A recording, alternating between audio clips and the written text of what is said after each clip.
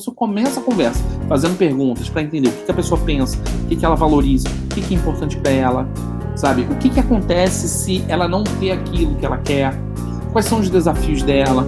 Então, se eu entendo isso, depois que eu tenho essas informações, as coisas que eu posso falar podem soar melhores para essa pessoa.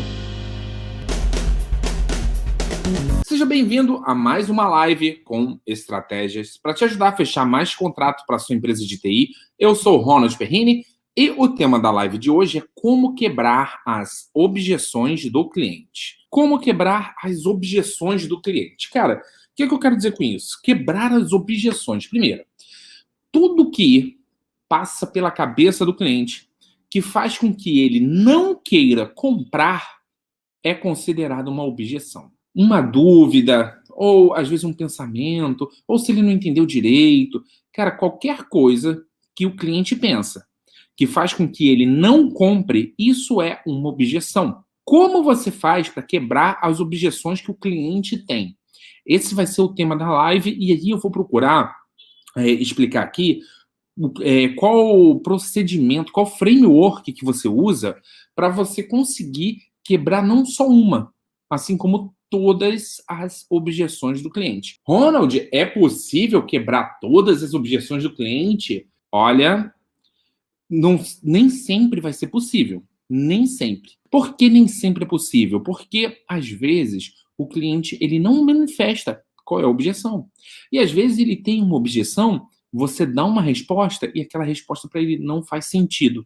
Então, aqui, eu vou procurar na live mostrar, primeiro, como quebrar as objeções que o cliente tem e como dar respostas que fazem sentido, tá bom? Por quê? Porque você quer que o cliente ele tenha segurança antes de tomar a decisão de compra.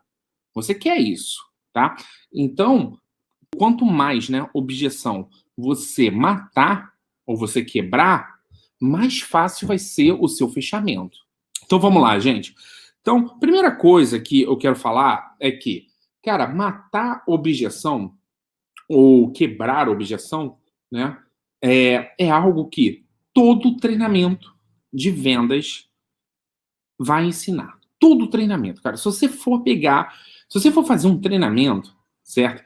Sobre qualquer coisa para você vender, vai ter sempre lá uma parte lá para ensinando como quebrar as objeções. Se você for comprar um livro de vendas, vai ter sempre lá uma página, um capítulo do livro que ensina como quebrar as objeções.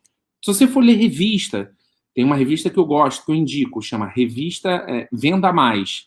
Se você ler a revista, você vai ver que tem lá sessões ou artigos que ensinam a quebrar a objeção. Então, isso daí é muito comum. É praticamente o cotidiano de quem trabalha com vendas. Se você for assistir aqui todos os meus conteúdos, você vai ver que eu não sou uma pessoa que decora, que fala, para empresário de TI e para ensinar o time de vendas a decorar, por exemplo, apresentações como características e benefícios. Eu não falo para fazer isso. Quem me acompanha, sabe como é que eu falo. Eu falo para primeiro conversar, fazer perguntas, ler a mente do cliente e depois que você identifica como o cliente pensa, você constrói toda a sua apresentação, toda a narrativa de vendas. Isso que eu falo para você fazer. Agora, existe uma exceção. Existe uma exceção. Quando você precisa matar objeções, esses argumentos, isso você pode sim já ter, vamos dizer assim, preparado. Você já pode ter o seu script já pré-montado ou decorado. Primeiro ponto aqui é que todo mundo que trabalha na área comercial, todo mundo que trabalha em vendas, se você tem equipe de vendas ou se é você quem executa as vendas da sua empresa, em algum momento da interação com seus clientes, um cliente ele vai falar assim, mas não sei, será que isso é melhor ou aquilo é melhor? Será que eu compro a sua solução ou eu compro aquela outra? Será que vale mais a pena para mim pagar mais caro e comprar do concorrente ou pagar a sua? Ou vale mais a pena pagar o mais caro que é o seu ou mais barato do concorrente? Então, durante o processo de vendas, cada cliente ele vai pensar em alguma coisa diferente. Se matar a objeção é algo que é necessário e acontece em praticamente todas as interações com seus clientes, tá? Se isso você já sabe que vai acontecer, o que você precisa é estar preparado antes. E existem algumas objeções universais. Objeções como preço, objeções como, ah, poxa, mas fulano, e se eu comprar uma solução mais barata? E se eu fizer uma gambiarra aqui? Sabe? E se, por exemplo, isso vale para todos os mercados, tá? Quem vende desenvolvimento passa por isso, quem vende infraestrutura passa por isso, quem vende cloud passa por isso, né? Às vezes o cliente ele avalia, ele fala, ah, cara, e se eu botar um desktop como servidor? Ou seja, sempre existe uma gambiarra que pode resolver o problema do cliente, certo? Mas essa gambiarra vai gerar uma série de consequências. Mas existe. Então, existem sempre algumas objeções que são objeções universais, como preço, como tempo, como será que ele vai conseguir me entregar isso que ele está prometendo? Isso passa também pela cabeça do cliente, tá? Agora, essas objeções, elas acontecem em uma determinada ordem. Por exemplo, quando eu prospecto e encontro um cliente que quer fazer uma reunião comigo, ao me sentar com esse cliente, ele ainda não tem, por exemplo, objeção de preço, de estar caro ou não. Por quê? Porque na primeira reunião eu converso com ele para entender as necessidades, as implicações da necessidade, quais são os motivadores dele de compra, quais são as consequências se ele não compra. Então eu converso com ele para levantar essas informações, ler a mente do cliente. Depois que eu leio a mente do cliente, eu vou construir toda a minha narrativa, tudo que eu apresento para poder mostrar para o cliente que a minha solução vai conseguir fazer com que ele atinja o objetivo dele. Então, o framework é assim. Então, objeção de preço. Se eu estou fazendo a minha apresentação, certo? Na segunda reunião ali, na primeira eu li a mente do cliente, na segunda eu estou apresentando. Se eu estou fazendo a apresentação, o cliente, ele vai ter uma objeção de preço? Não vai. Por quê? Porque eu ainda não apresentei o preço. A ordem é, eu faço primeiro perguntas, depois eu apresento a minha solução. Na minha solução eu digo de características e benefícios que resolvem, né, a dor do cliente, o problema que o cliente tem, ou que ajudam o cliente a conquistar o objetivo que ele quer. Então eu mostro isso na minha solução, e uma vez que eu mostre isso, ou o cliente ele vai confiar que vai funcionar para ele, ou não vai confiar. Ou um ou outro. Agora, preço, objeção de preço. Ah, tá caro. Surge agora? Não surge. Não surge. A objeção de preço vai surgir lá na frente. Lá na frente, nas próximas reuniões, na hora que você começa a apresentar o preço. Vamos lá. Qual é o comportamento de um comprador? O tema da live é como quebrar as objeções do cliente. Então, se você quer quebrar as objeções, né? Quais são os motivos que o cliente tem para não comprar, você primeiro tem que entender como a pessoa pensa. Então, vamos falar de padrão de raciocínio universal dos compradores. Primeiro, quando uma pessoa ela vai comprar alguma coisa, existem algumas características que ela está avaliando. Primeira característica é desejo, certo? Então, por exemplo, o cara quer comprar alguma coisa, eu quero comprar um carro. Vamos lá. Vou comprar o carro. Então, vamos imaginar que esse meu processo de carro são em 3 fases, tá? Para ser bem simplista aqui. Fase 1, eu vou escolher qual é o carro. Eu quero comprar o carro e vou escolher qual carro. Fase 2, certo? Eu já visitei os carros, já escolhi, e agora eu vou escolher qual é a melhor opção dentro dos carros que eu gostei. E fase 3, eu vou pagar, certo? Vou realmente assinar lá o cheque lá para comprar o carro. Vamos botar 3 fases. A fase do desejo, certo? A fase de avaliar qual opção é melhor para mim e a fase do fechamento, de eu realmente entregar o dinheiro, me comprometer lá, assinar. Então vamos lá. Todo comprador, isso é universal, falando, serve para todo mundo. Todo comprador, quando ele está antes de comprar, o desejo está muito alto, está muito latente. Então, se eu fosse fazer uma classificação do que a pessoa sente antes dela iniciar um processo de compras, o desejo é o que está mais alto, certo? Então, eu poderia dizer que o desejo estaria numa escala de 1 a 10, estaria no 10. tá? Então a pessoa ela começa com desejo. Outros sentimentos, como, por exemplo, custo-benefício, isso daí ela não está muito avaliando o custo-benefício, não. O custo-benefício estaria mais baixo. Eu poderia botar que está numa escala 5, tá bom? E outro sentimento, que é o risco que ela tem de comprar, eu colocaria numa escala 1. Então, no primeiro momento, quando a pessoa ela quer comprar alguma coisa, certo? E vamos lá, vamos definir o que é comprar alguma coisa. Comprar alguma coisa é quando você vai comprar algo que você precisa se comprometer. Você vai pagar um valor que seja considerável, tá bom? Por exemplo, se eu descer aqui agora, eu desço aqui, eu vou no supermercado comprar café da manhã, vou comprar lá pão, queijo, peito de peru, tá? Vamos imaginar que vai comprar isso. Isso exige consideração? Não exige. Eu não estou falando disso. Eu estou falando, por exemplo, por uma empresa tomar a decisão de compra de comprar, por exemplo, uma solução de TI, ou trocar o fornecedor, ou comprar um sistema, ou comprar alguma solução que exija consideração. Quando eu vou comprar coisas mais caras, eu preciso considerar. Então, eu estou pegando esses exemplos. Então, eu lembro quando eu comprei meu carro, quando eu comprei meu apartamento. Então, sempre que uma pessoa vai fazer uma compra que exige consideração, esses são os sentimentos que oscilam de acordo com o tempo, tá bom? Com o tempo de compra da pessoa. Então, vamos lá. No primeira parte do tempo, o desejo está latente. A pessoa ela quer muito aquilo, ela deseja, tá?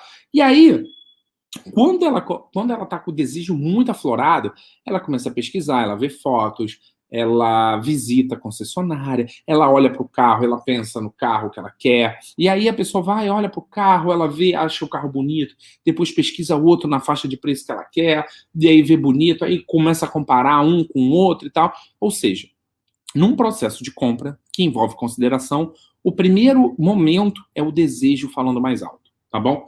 Depois que a pessoa começa a visitar os carros, né? Começa a visitar todos os carros que ela gosta, que ela acha bonito, ela vai para um segundo momento. Ela vai avançando na jornada de compra.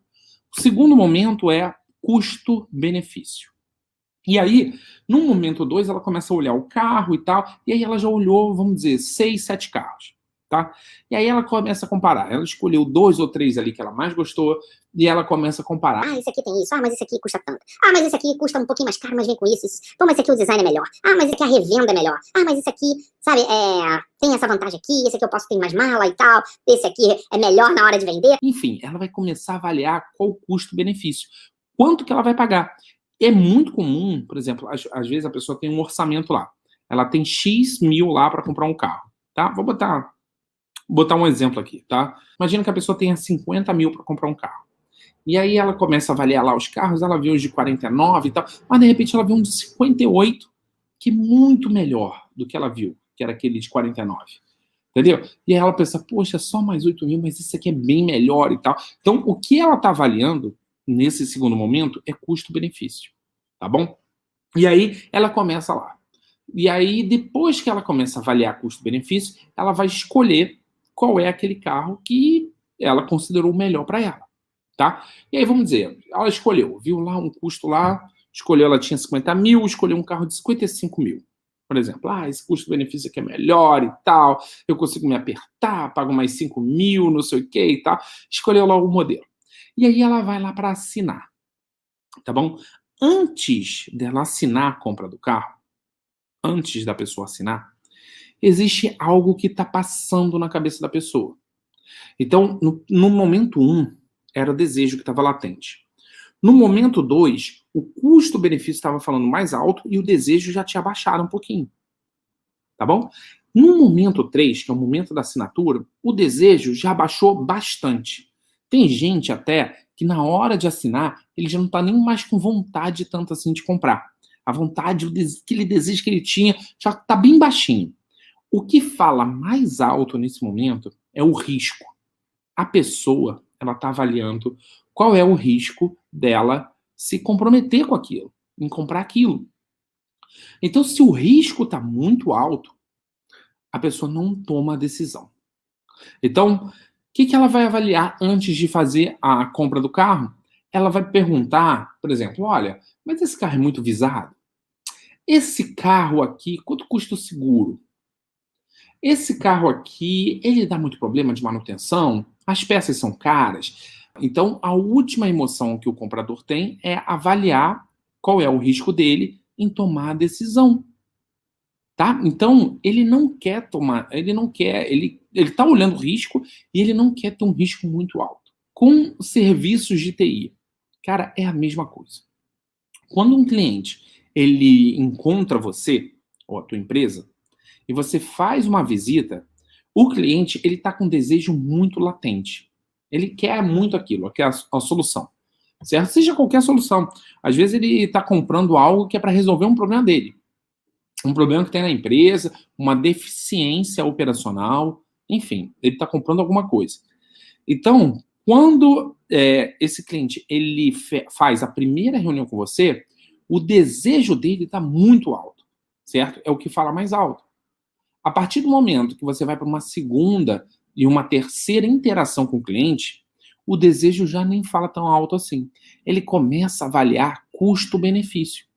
Muitas vezes o cliente ele tem um budget lá de tantos mil, certo? Mas se ele tem a percepção que ele pode pagar um pouquinho a mais, 10%, 15% a mais, para uma empresa como a sua, e receber um serviço muito superior, para ele compensa. Por quê? Porque ele está avaliando o custo-benefício. Agora, você vai apresentar isso na primeira reunião?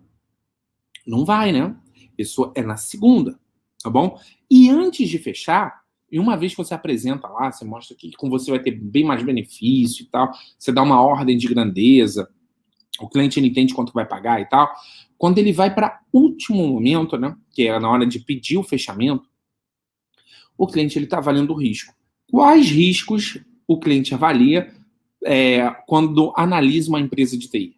Primeiro risco. Essa pessoa que está aqui na minha frente, que está prometendo executar esse projeto, ou fazer esse serviço, ou me entregar esse equipamento, ou fazer esse design para mim, essa pessoa, ela tem condições de entregar ou não? Então, essa é a primeira avaliação que o cliente faz, é o que passa na cabeça dele antes dele assinar a proposta. Então, ele fala assim, poxa, o cara veio aqui, está prometendo uma porção de coisa, será que ele vai entregar ou não? Então, é o risco que ele está correndo em contratar a tua empresa. Isso é o que está passando na cabeça dele. Se você quer quebrar as objeções do cliente, nada vai te dar mais resultado do que saber de antemão o que passa na cabeça dos clientes. Por quê? Porque se você sabe de antemão, você já contorna.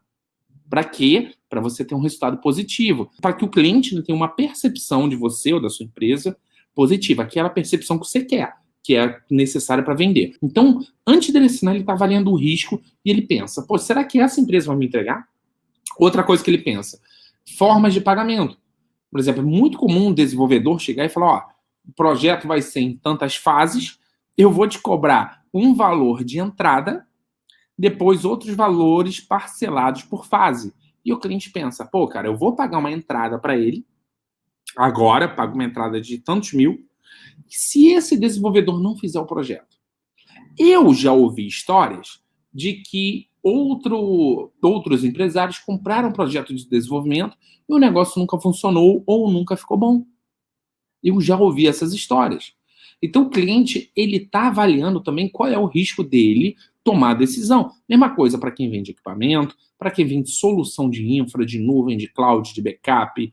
Não importa a tua solução de TI, sistemas, automação comercial, cara, não importa. O cliente, ele tá avaliando o seguinte, ó, se eu pagar para esse cara e esse cara não me entregar, eu me ferro? E aí, existem alguns tipos de cliente que a gente lida. Tipo número 1, o dono da empresa. Às vezes o cara é dono da empresa e tudo que ele quer é o seguinte, botar a empresa dele funcionando. Tudo que ele está querendo cara, ele não quer saber tecnicamente como funciona a solução. Ele só quer saber, olha, quanto que eu tenho que te pagar e, cara, vai funcionar isso aí que você está me prometendo? Porque, cara, eu tenho uma operação, eu tenho equipes, as pessoas vão conseguir usar? Vai dar certo? Sabe, essa operação que você está falando para mim que vai funcionar, realmente vai funcionar dentro da minha empresa? Porque eu sei que a solução funciona. Eu acredito que a solução funciona, mas eu não sei se funciona para mim. Eu não sei se funciona aqui na minha empresa, com os meus computadores, com os meus funcionários que são leigos. Eu não sei. Então, o dono da empresa, ele está preocupado em comprar e ter o resultado, sabe? Conseguir botar o negócio para funcionar.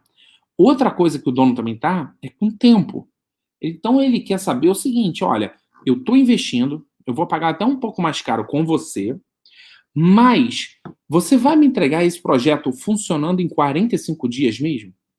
Porque eu estou pagando mais caro, porque eu quero ter essa tecnologia aqui em 45 dias, e aí eu já estou projetando meus ganhos, ou minha melhor operacional, ou maior produtividade. Ele já projeta os resultados de acordo com o tempo que você promete. Então, isso é a preocupação que passa na cabeça do dono. Preocupação que passa na cabeça de um gestor.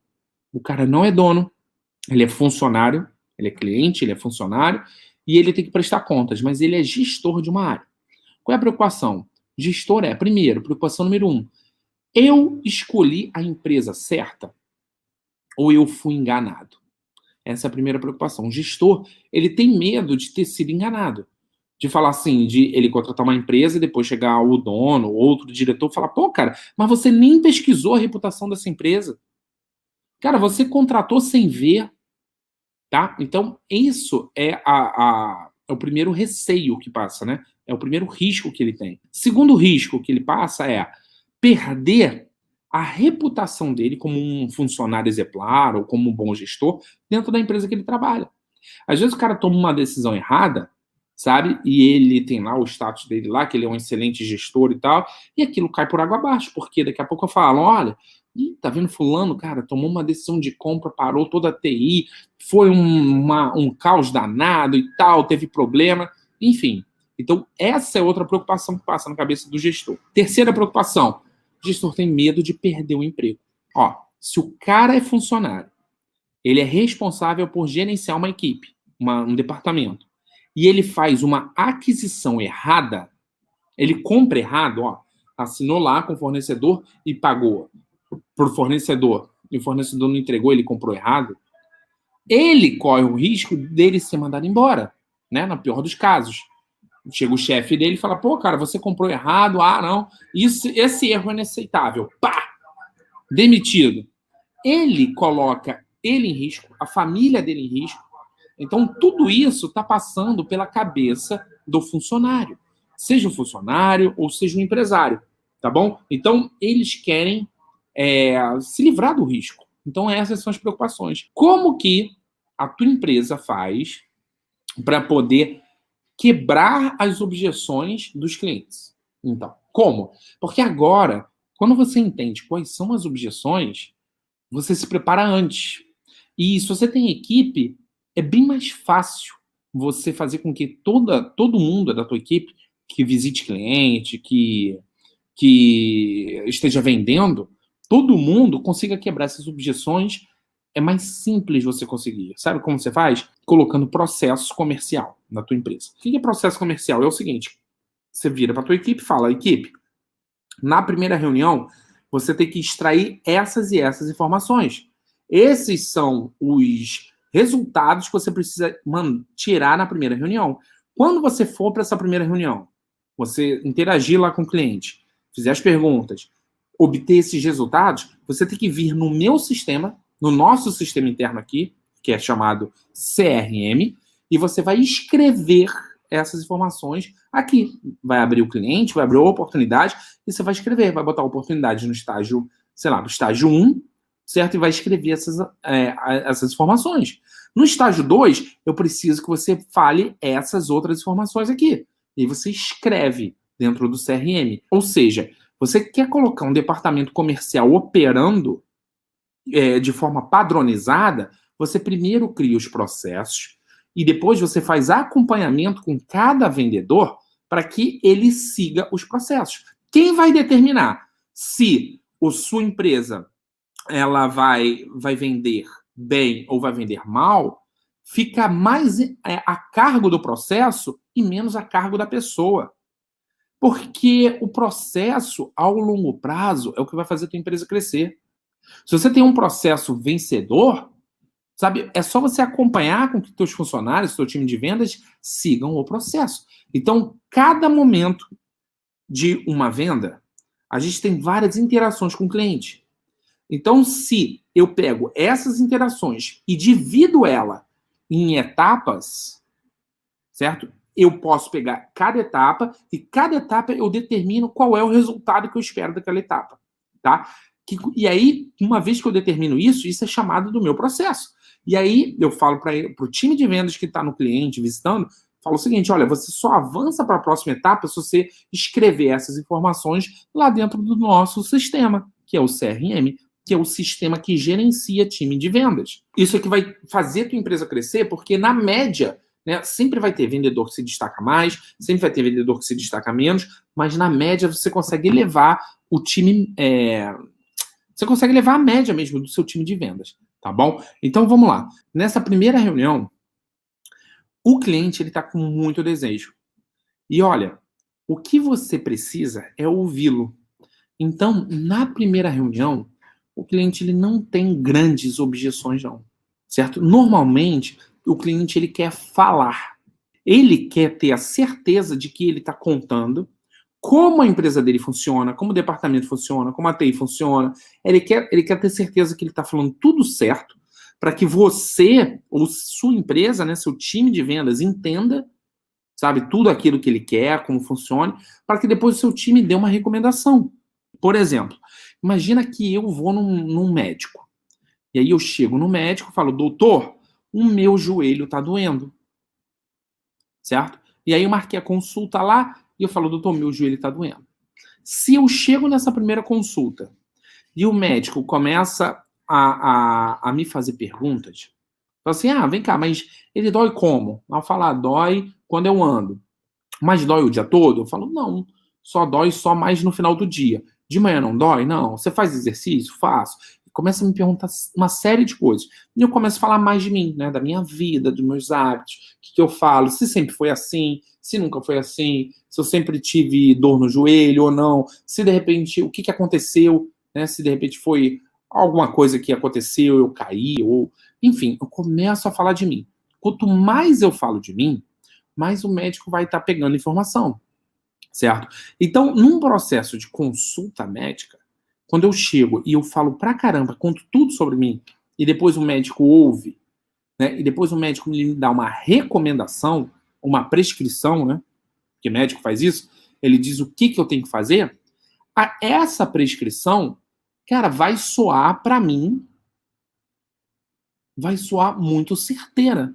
Por quê? Porque afinal o cara me ouviu pra caramba, ele entende do assunto e ele tá dizendo o que eu tenho que fazer. Qual é o remédio que eu tenho que tomar, qual é o exercício que eu tenho que fazer, enfim. Fisioterapia, aquela coisa toda. Então, o médico ele me dá uma prescrição, na minha percepção de paciente, muito mais assertiva depois que ele me ouve. Agora, se eu chego no médico, eu falo, doutor, meu joelho está doendo. Aí o médico fala assim, seu joelho está doendo? Só um minutinho.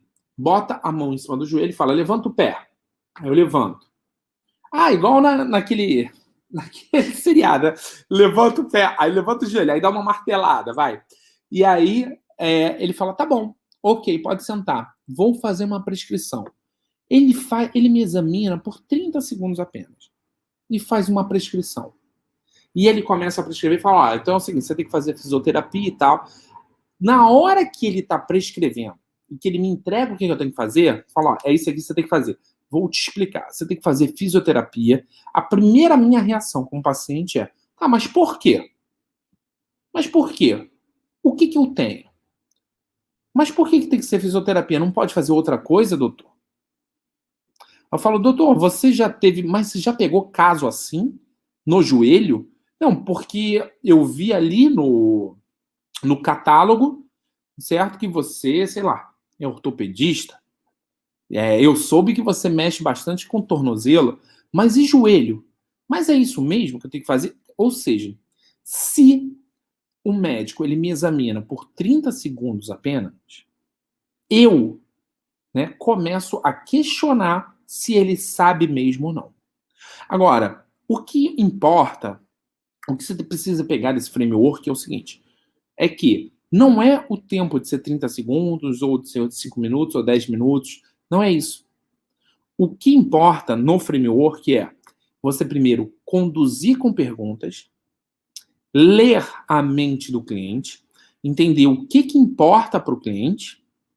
Depois que você tem essas informações, você passa a sua recomendação.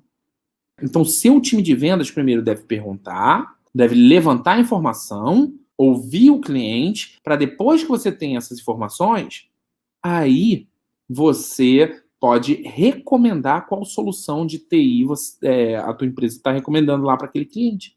Ou seja, quem aqui já visitou um cliente pela primeira vez, conversou com o cliente, e um cliente simplesmente soltou uma pergunta, porque ele teve uma objeção? Cara, é muito comum, vou contar aqui um exemplo, cara.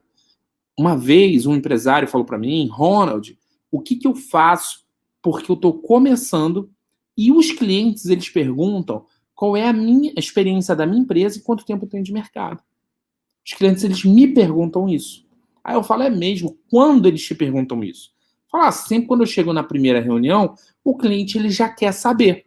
Só que essa objeção, ela foi levantada por esse empresário, por essa pessoa. Talvez por falta de confiança, talvez por não saber o que fazer, talvez por querer impressionar, talvez por nunca ter visto uma live minha ensinando esse framework, certo? Então, esse empresário que está começando, que de repente é uma empresa que só tem 6 meses, e é ele sozinho e tal, essa insegurança dele, ou essa falta de saber como conduzir, fez com que o cliente despertasse uma objeção.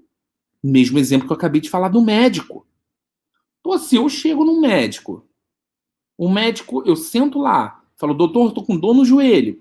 E o médico fala, Ronald, só um minutinho, peraí. Olha, deixa eu só te falar um negócio.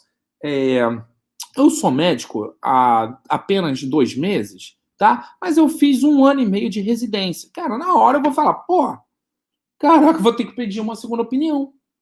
Eu posso até ser simpático ali. Falar, não, doutor, tudo bem, vê aí. Mas na hora a objeção foi instalada na minha cabeça. Eu tenho que pedir a segunda opinião. Entendeu? Pô, será que esse cara sabe mesmo? Será que eu tô no lugar certo?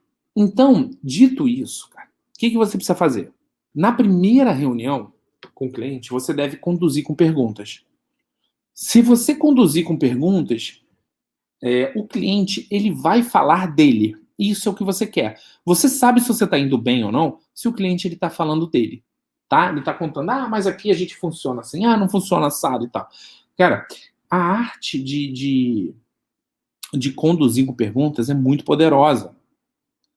E agora que vem o pulo do gato aqui da live. Agora que vem o pulo do gato. Então anota aí. Se você quer quebrar as objeções do cliente, você deve saber como o cliente pensa. Se eu tivesse aquele poder lá do X-Men, do professor Xavier, de ler a mente dos clientes, seria muito mais fácil, né, quebrar as objeções dos clientes. Porque você sabe o que a pessoa está pensando e você constrói argumentos. E aí você faz um argumento. E se a pessoa não for convencida ali e aquele argumento não for bom, você tem a oportunidade de melhorar o argumento, falar outras coisas, dar outro exemplo, certo? Então, quanto mais conhecimento você tem sobre a pessoa e aquilo que ela valoriza, os valores, aquilo que ela julga importante, quanto mais conhecimento você tem, mais fácil é quebrar as objeções. E olha, quando eu falo para você, na primeira interação com o cliente, na primeira reunião, conduzir com perguntas, você está preparando todo o terreno para a sua venda. Então a sua venda acontece aí. Toda a sua argumentação, seus pontos fortes, aquilo que você vai mostrar para o cliente, isso acontece agora, nessa primeira reunião. É aí que você vai construir toda a narrativa. Por quê? Porque as pessoas, elas compram pelos motivos delas e não pelos nossos. E se você não sabe qual é o motivo do cliente, ou aquilo que está motivando, né, o cliente a tomar a decisão de compra ou querer ir para frente, se você não sabe o que é isso, fica muito difícil vender. É você jogar batalha naval. O que é batalha naval? Batalha naval é você falar o número A8. Aí a pessoa do outro lado fala água. Ou seja, você está adivinhando o que vai dar certo e o que não vai. Só que num processo profissional da tua área comercial, você não tem que adivinhar nada. Você tem que trabalhar com as informações que você tem. Então, dito isso, como que a gente quebra todas as objeções do cliente? Primeira reunião, a gente faz perguntas. a gente entende, deixa o cliente falar, ele fala do ambiente dele, ele fala o que ele tem, o que não tem, ele vai falar dele, tá bom? Uma vez que eu entendo tudo aquilo que é importante para ele, eu vou agora dar a minha recomendação. Lembra do exemplo do médico? Então, se o médico ele passa 30 minutos, ou sei lá, 20 minutos, 15 minutos, só me fazendo perguntas e depois ele me dá uma prescrição, eu confio muito mais naquilo que ele está falando. Então, você, trabalhando de forma profissional, você com a equipe, fazendo com que a sua equipe visite os clientes e você quer padronizar o atendimento da equipe, você constrói isso no seu processo. Primeira fase, perguntar. Segunda fase, apresentar. E se você conduz as perguntas certas, a sua apresentação, ela soa. Tá? O que é soa, né? Soa. Tipo assim, num processo de venda, a gente trabalha com a percepção do cliente, não com a nossa. O que importa é o que o cliente pensa, o que é importante para ele. Então, a sua apresentação tem que soar, certo? Tem que soar muito bem para o cliente. Tem que soar do tipo, cara, ele está me trazendo a solução. É isso que eu precisava. Era isso que eu queria. Agora, como é que você apresenta algo que a pessoa queria? Como? Conduzindo com perguntas. Então, se eu acabo de conhecer uma pessoa aqui na minha frente, certo? E eu quero agradá-la, tá? Num processo, sei lá, num processo de interação humana mesmo. Não, pode ser processo de vendas ou num processo de relacionamento. Eu quero que essa pessoa goste de mim e tal, tá? Se eu quero agradá-la, fica muito mais fácil eu falar as coisas que eu sei que vai agradar depois que eu conheço a pessoa. Então, se eu começo a conversa fazendo perguntas para entender o que a pessoa pensa, o que ela valoriza, o que é importante para ela, sabe? O que acontece se ela não ter aquilo que ela quer, quais são os desafios dela. Então, se eu entendo isso, depois que eu tenho essas informações, as coisas que eu posso falar podem soar melhores para essa pessoa. Entendeu? Eu tenho um amigo que estava numa livraria, uma vez eu contei essa história.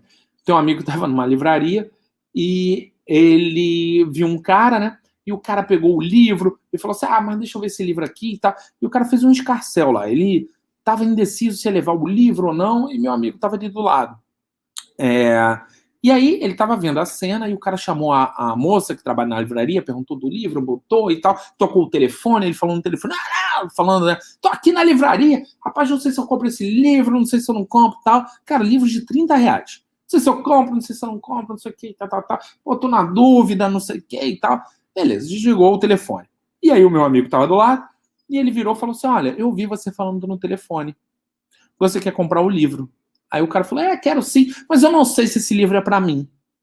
E aí o meu amigo virou e perguntou, falou assim, tá bom, mas me fala, o que você está buscando? O que você está querendo agora? O que está acontecendo que você acha que esse livro vai te ajudar?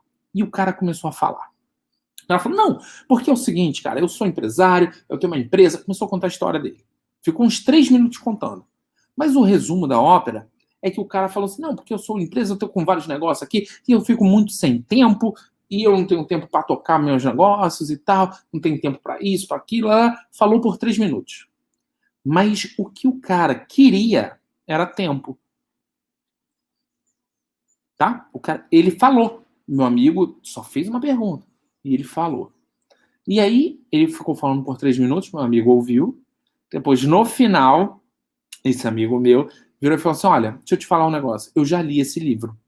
Isso foi verdade, tá? E a história foi verdade, e ele ter lido o livro foi verdade também. Ele falou, olha, eu já li esse livro.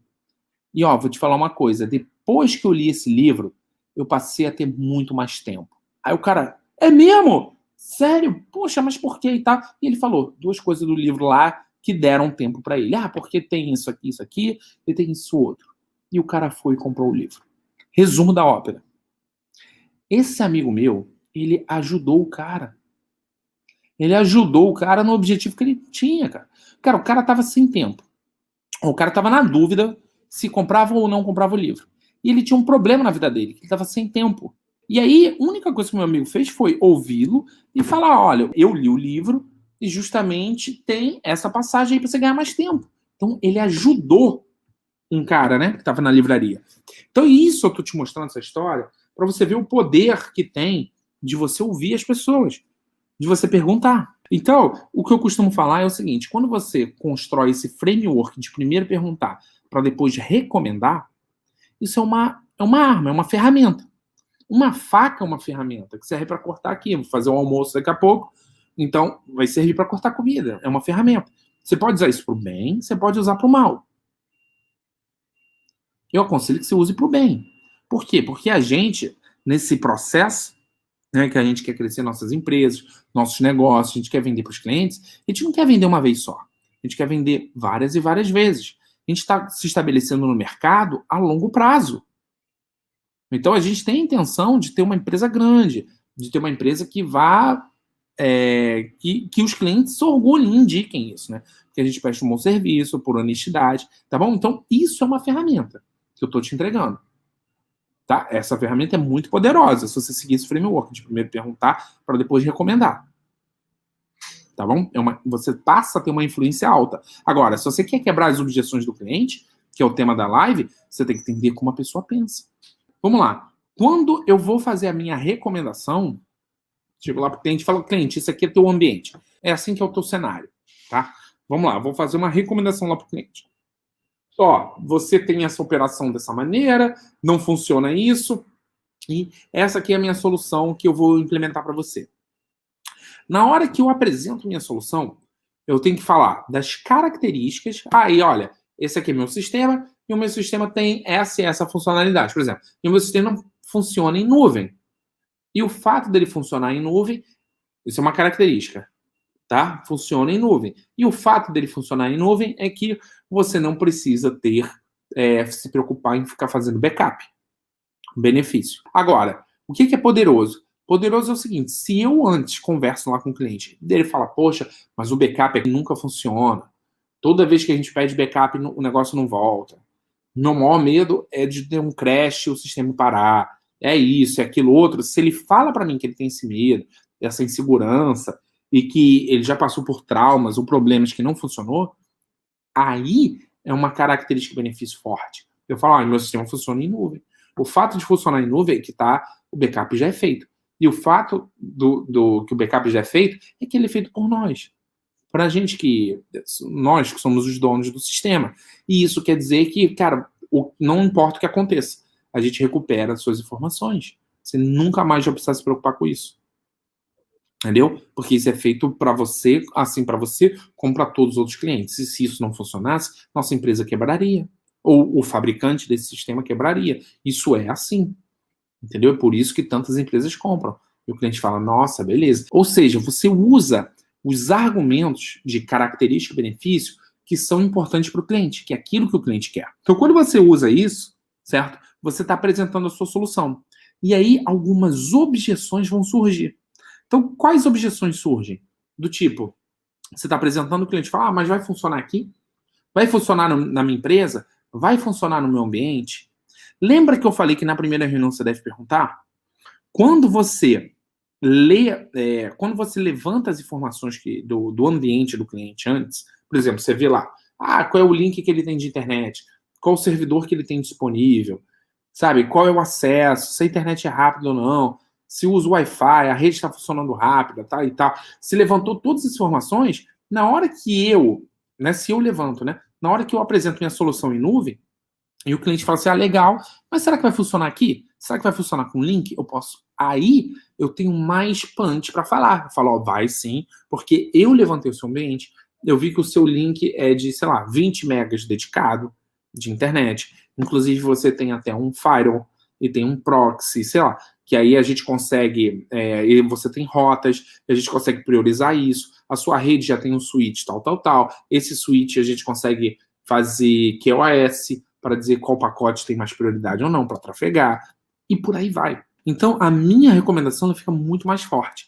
Mas toda vez que eu apresento a minha solução, né, que tua empresa vai apresentar a tua solução para o cliente, nesse momento da apresentação, algumas objeções surgem.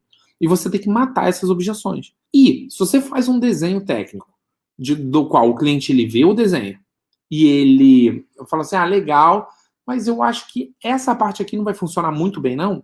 Se ele tem essa percepção, o seu trabalho é redesenhar, certo? E matar aquela percepção que ele tem. Por quê? Por exemplo, se eu apresento lá uma solução, um cliente fala, Ronald, eu gostei de tudo aí que você me mostrou. Só que um detalhe, eu vi aqui que você criou uma conexão e tal com o meu banco e eu acho que isso não vai funcionar não. Certo? O que seria o jeito errado? O jeito errado seria eu virar e falar assim, não, mas funciona assim, cara, fica despreocupado que eu já estou acostumado a fazer isso e funciona assim, eu já sei, seu banco é SQL Server, fica tranquilo, funciona assim. Esse é o jeito errado. Por quê? Por que é o jeito errado? Porque só de eu falar que funciona, isso faz com que o cliente tenha certeza que funcione? Se eu fosse botar lá, postar um carro, pega a chave lá do carro e meu documento, e o cliente também, se eu virar e falar assim, não, cliente, fica tranquilo, funciona assim e tal. Você acha que o cliente, só de escutar isso, você acha que ele teria confiança de botar o carro dele e falar assim, ó, tô com o Ronald aqui, ele disse que funciona, tá aí meu carro. Se não funcionar, tá apostado, vocês podem levar. Ele não tem, né? Não é eu virar para uma pessoa e falar assim, pô, não, fica tranquilo, cara, ó, sou bom pra caramba nisso aí, que isso aí vai funcionar. Já faço isso há anos. E, ó, tô acostumado. Não é. A pessoa não confia assim. Por isso que é o jeito errado. Que é o jeito certo. Apresentei, o cliente falou, olha, aquele pedaço ali eu acho que não sei se isso vai funcionar, não. O jeito certo é eu virar e falar assim, mas por que você acha que não vai funcionar?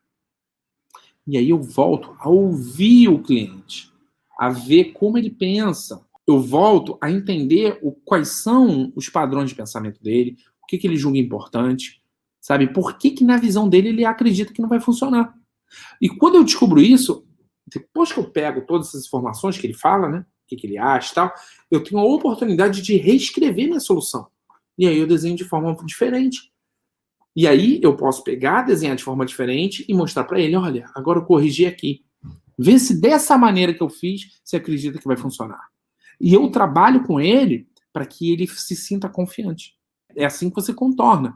E eu só passo para a proposta comercial somente depois que eu apresento a minha solução e o cliente diz que está confiante que vai funcionar.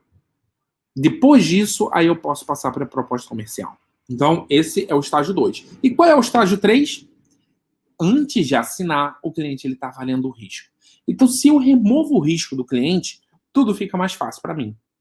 Então, uma vez que eu desenhei a solução, certo? A solução está atendendo lá tudo que o cliente tem, eu falo dos benefícios, falo dos recursos técnicos, o que vai dar e tal, mostro para o cliente um cronograma, dizendo quando o meu projeto vai ser entregue, tá? Quando eu começo, quando eu concluo. Se na minha proposta comercial eu coloco um item, né, chamado garantia, aí eu começo a trabalhar com essa objeção que o cliente tem. Vamos lá.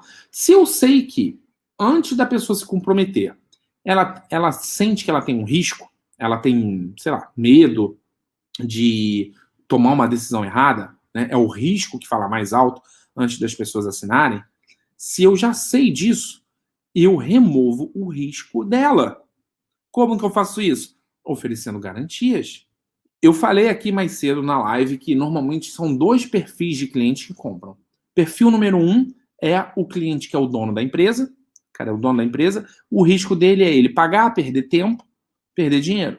Perfil número 2, que é o gestor, o risco dele é comprar errado e depois sofrer lá, perder a imagem dele como bom profissional, como bom gestor, ou até ser mandado embora, tá? Então, ele ser impactado. Então, são 2 riscos. E aí, se eu já sei disso, eu coloco na minha proposta comercial o item garantia para eu poder remover o risco dele. Então, o que eu poderia falar? Se eu sei que, cara, o dono da empresa, ele tem lá medo de pagar e do negócio não funcionar, e eu estou negociando com o dono, o que eu faço? Eu crio uma garantia. Como que eu gosto de fazer garantia? Eu gosto de fazer garantia condicional. Do tipo, olha, cliente, eu vou executar isso aqui para você. E aí eu mostro para ele lá o cronograma. Isso aqui que eu vou executar. Nesse meu processo de execução, existem as minhas atividades existem atividades da sua empresa, da tua equipe. Eu coloquei no cronograma as minhas atividades e coloquei também no cronograma as atividades que a sua equipe precisa fazer. Se a sua equipe executar as atividades delas, dentro do prazo que eu coloquei no cronograma, eu garanto, imagina um cronograma aqui, começando no dia 1, e aí 30 dias depois do negócio funcionando. Eu garanto que nessa última data aqui, o projeto está entregue e está funcionando. E garanto tanto isso, que as minhas atividades eu vou fazer, se a sua equipe fizer as delas dentro desse prazo aqui, no dia 30 está funcionando, e eu tenho tanta convicção nisso, que eu te dou garantia. Se chegar no dia 30 e não estiver funcionando, desde que sua equipe tenha feito no prazo, eu devolvo o seu dinheiro. Ou então eu te dou uma multa. Ou então eu boto aqui a garantia que tem que estar funcionando. A cada dia que passa, se não estiver funcionando, eu desconto, sei lá, 20%. Isso significa que em 5 dias, um negócio não funcionando, você não me paga nada, por exemplo. Enfim, você cria garantias para remover o risco. Tá? Então você fecha com o cliente te paga, e você vende resultado, e você dá garantia. Por quê? Porque se o cliente está no processo lá de compra, ele está avaliando quem que ele vai fechar, ele sabe que ele tem esse risco. Se eu comprar errado, se eu pagar, se não funcionar e tal, ele sabe que ele tem esse risco, e você remove esse risco dele, cara, você pode até cobrar mais caro por isso. Porque precificação, né? O preço é um conjunto de N fatores. De custo-benefício, de qualidade, de tempo de atendimento e garantia também do risco, tá bom? Por quê? Porque você está vendendo resultado. Você fala, olha, comigo no dia tal vai estar funcionando. Se é um gestor, para um dono você poderia fazer assim, para um gestor que está preocupado com o emprego dele. Para um gestor, como é que eu faria? Eu faria, gestor, é o seguinte, você não precisa me pagar no início do projeto. Isso aqui vai estar funcionando, e se estiver funcionando da forma como está aqui combinado na proposta, você me paga só no final. Dessa maneira, eu sei que você fica tranquilo. Porque eu não estou te enganando, eu estou vendendo a solução que vai funcionar para você. Inclusive, eu fiz todo o meu trabalho de levantar seu ambiente, eu tenho certeza que vai funcionar, e te mostrei isso. Então, para você ficar tranquilo e você ter certeza que você está comprando certo, está aqui, pagamento condicionado. Você me paga a partir do que eu te entregue. Tá aqui os entregáveis e as datas. E aí você me faz o pagamento. Ou seja, você remove o risco do gestor. Porque qual é o risco dele, né? Ele contratar errado, pagar, e depois todo mundo fala, pô, cara, tu não viu essa empresa e tal. Agora, se isso está em contrato, o gestor fala, não, cara. Pô, eles mostraram aqui, fizeram tudo certinho, inclusive botaram isso em contrato. Não tinha como eu não saber. O gestor pode falar isso. E ele tá tranquilo.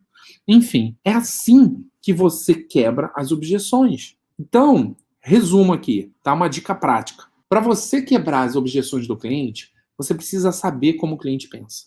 Então é por isso que é muito importante você usar o framework de primeiro perguntar para depois apresentar. Aqui na live eu mostrei o comportamento padrão das pessoas. Como que as pessoas avaliam, o que passa na cabeça dela durante um processo decisivo de compra.